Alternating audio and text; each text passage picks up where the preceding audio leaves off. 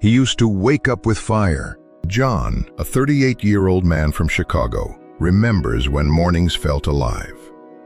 At 25, he would leap out of bed with a hunger for life, for work, for women. His body carried a kind of natural electricity. He didn't need motivation. It was already pulsing through his veins. But now, nearly a decade later, he wakes up tired before the day even begins. His alarm rings, he groans, he scrolls on his phone for 30 minutes, and then drags himself to the shower. He looks in the mirror and sees a man who feels dull. He loves his wife, but he can't remember the last time he felt real desire for her. He cares about his career, but he no longer burns with ambition. And that old spark, that hunger, that drive that once defined him seems to have disappeared. John thinks he's broken. He thinks something inside him has died. But the truth is, John is not alone. Millions of men today feel the same. Quietly, silently. They carry the shame of not wanting sex, of not feeling alive, of losing the very energy that makes them men. They think desire is gone for good, but that's not true. Desire hasn't died. It's only been buried. And the modern world is the shovel. Think about it. When was the last time you felt raw, undeniable desire? Not just for sex, but for life itself. If you're like most modern men, it's been a while. And that gap between what you know you once were and what you feel now creates a quiet pain. You don't talk about it, but you feel it. Men today live in a world that strips them of their natural fire.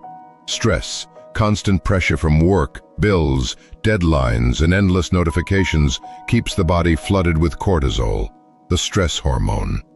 And when cortisol goes up, testosterone goes down. Desire disappears, not because men don't care anymore, but because their bodies are chemically being shut down. Porn. A generation of men has been raised on instant dopamine hits. Why cultivate real intimacy? Why build the patience for presence when a screen can deliver endless novelty? But the brain adapts, and the more it consumes, the more numb it becomes. Real women, real relationships start to feel flat. Lifestyle. Men sit all day. They sleep too little. They eat sugar, drink beer, and live indoors under artificial light. The body that was built to hunt, fight, sweat, and move is now caged, and with it, the primal drive fades. And finally, mindset. The Stoics warned us long ago, if you allow your attention to be stolen, if you live as a slave to external stimulation, you lose the ability to master yourself. Men today are distracted to death. Every scroll, every click, every ping pulls them away from the stillness where desire is born. That is why men like John wake up empty. Not because desire is gone, but because it's been suffocated. Desire is not just about sex. It is the very pulse of life itself.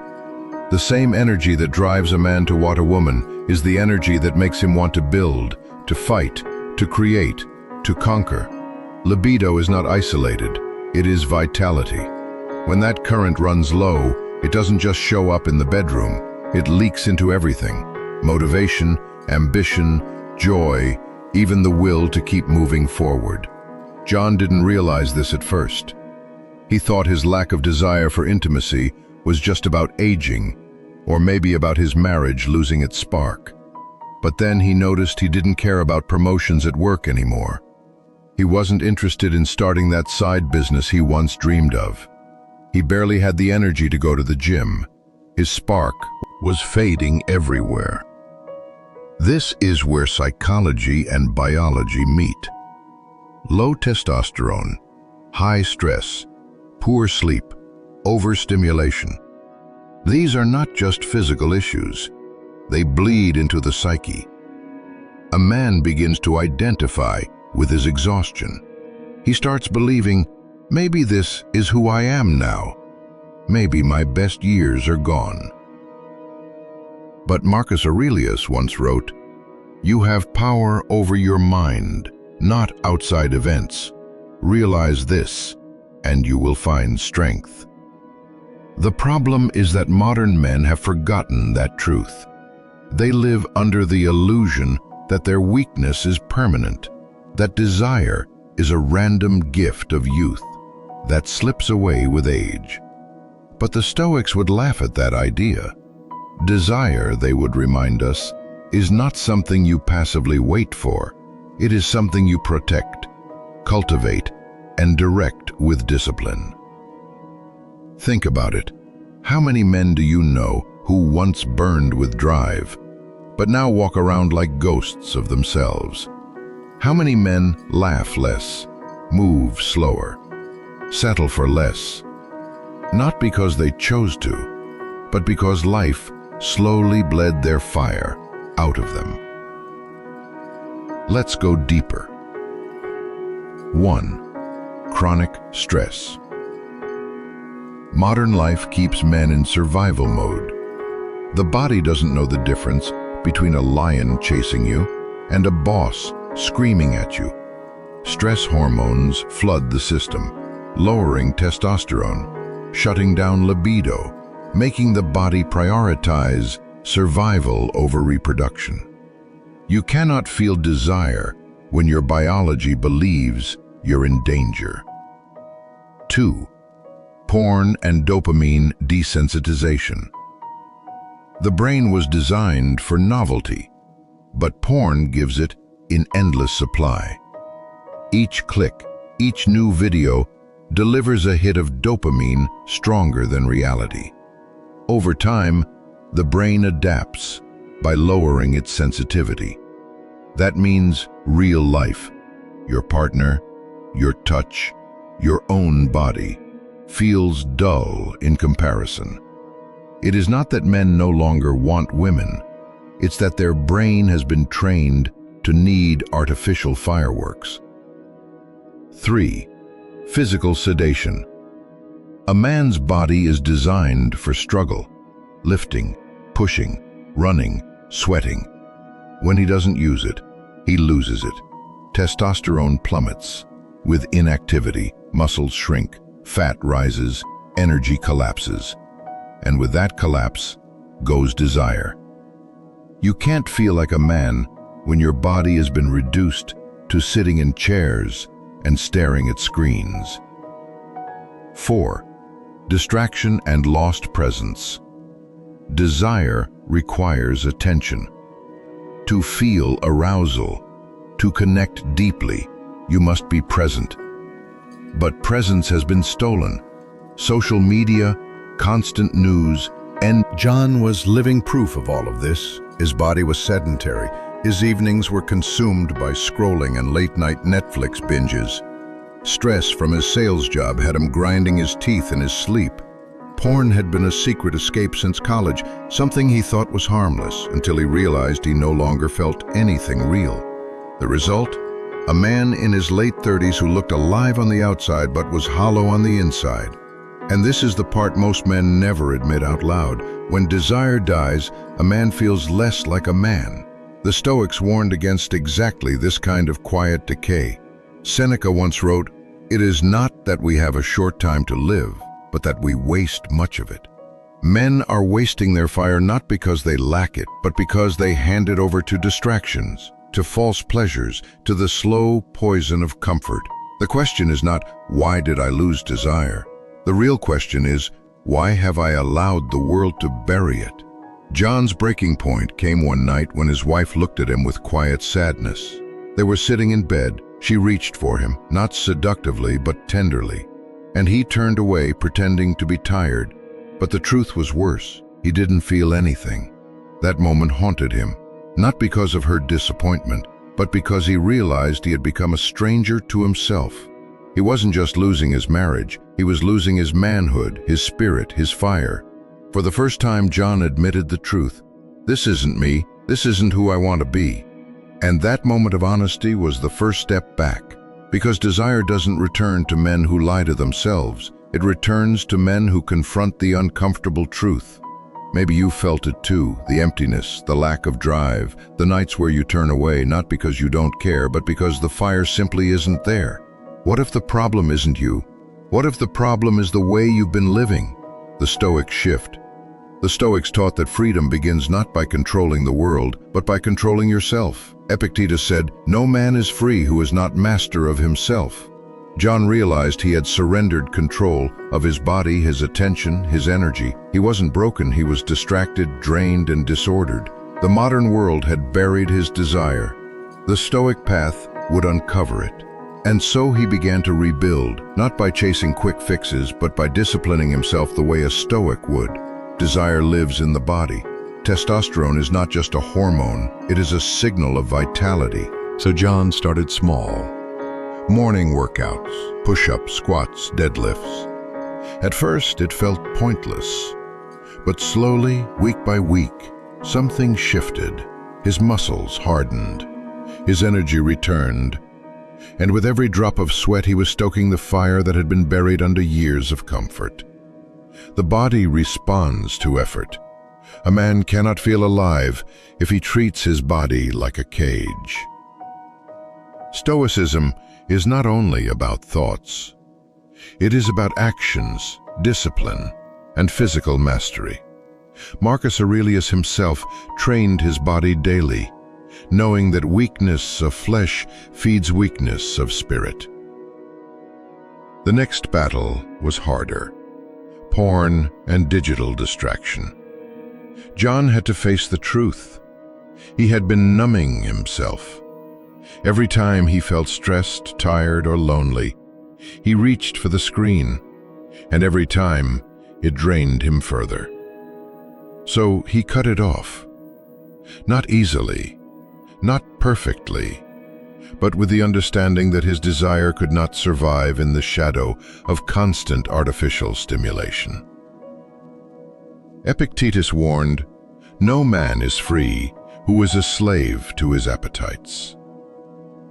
John realized he had been a slave, and breaking free felt like tearing off chains. Finally, John practiced presence.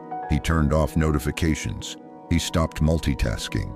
He began journaling just a few minutes each night, writing his thoughts like Marcus Aurelius did in his meditations. Slowly, he found stillness again, and in stillness, desire returned. Not just sexual desire, but desire to live, to fight, to create.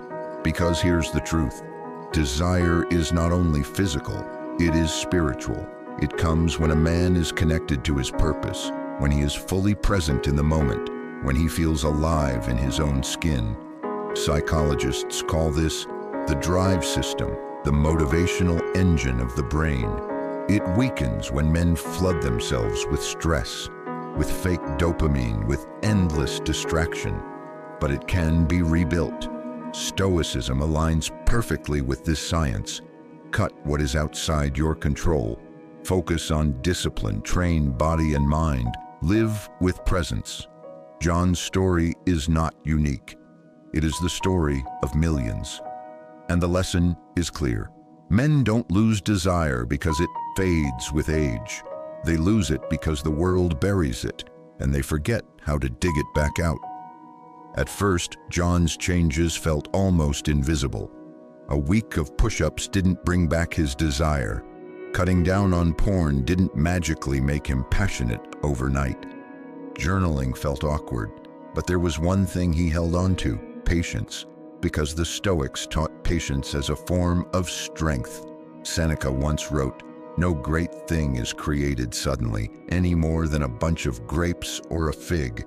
If you tell me you desire a fig, I answer that there must be time. Let it first blossom, then bear fruit, then ripen." Desire works the same way. It doesn't snap back instantly, it ripens. It grows as you rebuild the conditions in which it thrives. Ask yourself, when was the last time you gave your body, your mind, and your spirit the right conditions to even feel desire? Or have you been drowning it under stress, numbing it with distractions, and then blaming yourself for feeling dead inside? Within a month, John noticed something different. He woke up earlier without forcing himself. He felt hungrier, not just for food, but for the day ahead. He caught himself looking at his wife in a way he hadn't in years, noticing her, appreciating her. Desire wasn't back in full force yet, but it was flickering again like an ember refusing to die. Psychologically, this made sense. When stress levels dropped and testosterone began to rise, John's reward circuitry started to reset. Porn-induced numbness was slowly reversing. His brain was relearning how to respond to real life, real intimacy, real connection. But deeper than biology, something else was changing: his sense of self. A man's desire is linked to his identity. If he sees himself as weak, tired, broken, his body follows. But if he begins to act like the man he wants to become, his mind and body align. John was beginning to embody discipline. He wasn't perfect, but every rep, every journal entry, every moment of presence was shaping him into a man who took ownership of himself. Marcus Aurelius wrote, "Waste no more time arguing about what a good man should be one." John stopped arguing with himself. He simply acted, and through action, his fire returned. Here's what he learned, and what every man must learn: desire has layers. First, biological desire. When your hormones are balanced, when you move, eat well, and sleep deeply, your body naturally produces the drive to connect, to pursue, to reproduce. Biology gives you the spark. Second, psychological desire. When your mind is not overstimulated, when you free yourself from the numbing effects of porn and endless distraction, your brain regains its sensitivity. Real life feels rewarding again. You crave connection, challenge, achievement. Third, spiritual desire. When you live with purpose, when you see yourself as a man on a path, desire transforms into something higher. It's not just lust, it's energy. The same energy that drives you to reach for your partner is the energy that drives you to build, to lead, to create. This is why losing sexual desire feels like losing everything, because at its root, it is everything. It is life force itself.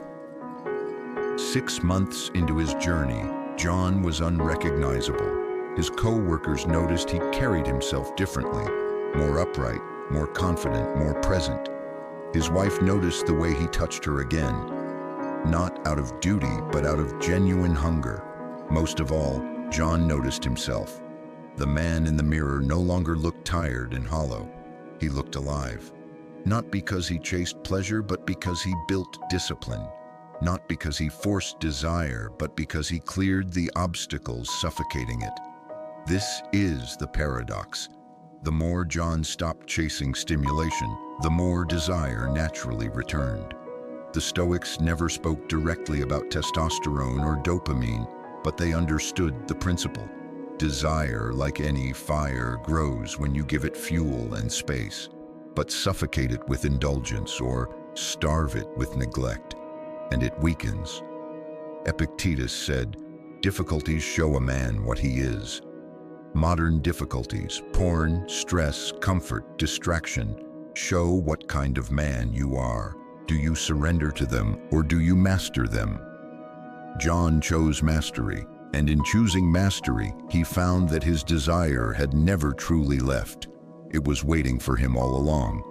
There's a story the Stoics loved, of a fire in the wilderness. At first, it is only a spark, fragile, trembling, almost invisible. The wind could kill it, the rain could drown it. But with patience, with fuel, with protection, it grows. Soon, it is not only a fire, but a force. One that warms, one that lights, one that cannot be ignored. This is what desire is. It is not gone from men. It is simply buried under the ashes of stress, distraction, indulgence, and comfort. John learned this truth, and so have countless men before him. Desire never dies. It waits. The ember is always there, beneath the dust, waiting for the man disciplined enough to clear away what smothers it. If you feel numb, if you feel empty, If you feel your fire has gone out, it hasn't. It is still inside you, but you must decide. Will you leave it buried, or will you uncover it? The Stoics saw desire not as something shameful, but as something to be disciplined, directed, refined. Marcus Aurelius warned against indulgence, but he also understood the life force within us. The question is never whether you have desire. The question is whether you control it or it controls you. Modern men think they've lost it, but the truth is simpler. They've given it away.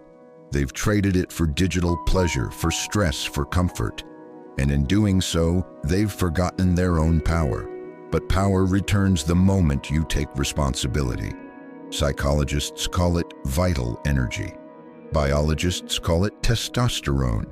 Philosophers call it eros, the life drive. Whatever name you choose, it is the same force. The force that makes a man want a woman is the same force that makes him want to climb mountains, build empires, and protect what is his. Without it, men drift. With it, they burn.